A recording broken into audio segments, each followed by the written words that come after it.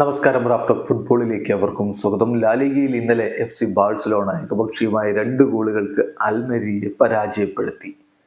ബാഴ്സയുടെ 2 ഗോളുകളും ലോപ്പസിന്റെ വകയായിരുന്നു.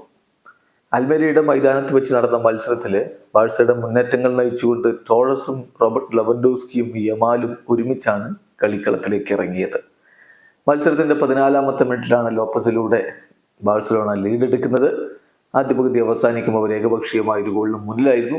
രണ്ടാം പകുതിയിൽ ഒരിക്കൽ കൂടി ഫെർമിൻ ലോപ്പസിന്റെ ഗോൾ പിറക്കുന്നു. ആ ഗോളിന് 2-0 ബാഴ്സലോണ ഒടുവിൽ വിജയിച്ച് കയറുകയും ചെയ്തു. ഏതായാലും നമുക്കറിയാം, ലാലിഗയിൽ ഇപ്പോൾ കിരീടം ഒക്കെ റയൽ മാഡ്രിഡ് എപ്പോഴേ സ്വന്തമാക്കിയതാണ്. പക്ഷെ 2ാം സ്ഥാനത്തെങ്കിലും ഫിനിഷ് ചെയ്യുക എന്നുള്ളതാണ് ബാഴ്സയുടെ ലക്ഷ്യം.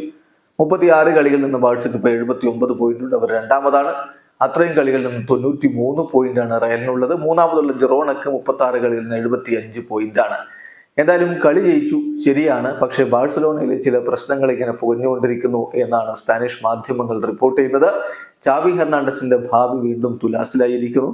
അദ്ദേഹം കഴിഞ്ഞ ദിവസം പ്രീ മാച്ച് പ്രസ് കോൺഫറൻസിൽ പറഞ്ഞ ചില വാക്കുകൾ ബാഴ്സയുടെ ബോർഡിന് വലിയ എതിർപ്പുണ്ടാക്കുന്നതായിരുന്നു. അതുകൊണ്ട് തന്നെ അദ്ദേഹം തുടരുമോ എന്ന കാര്യത്തിൽ ഇപ്പോൾ ഉറപ്പില്ലാതെയായിരിക്കുന്നു. 100% അദ്ദേഹം സ്റ്റേ ചെയ്യും എന്ന് പറയാൻ പറ്റാത്ത സ്ഥിതിവിശേഷമാണ് ഉണ്ടായിരിക്കുന്നത് എന്ന് കാറ്റലൻ ജേർണലിസ്റ്റുകൾ അടക്കം ഇപ്പോൾ റിപ്പോർട്ട് ചെയ്തുകൊണ്ടിരിക്കുകയാണ്.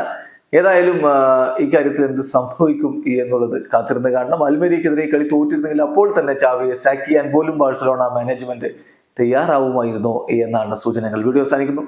ഫുട്ബോൾ ലോകത്തെ കൂടുതൽ വിശേഷങ്ങളുമായി റാഫ്റ്റോക്സ് എത്താം.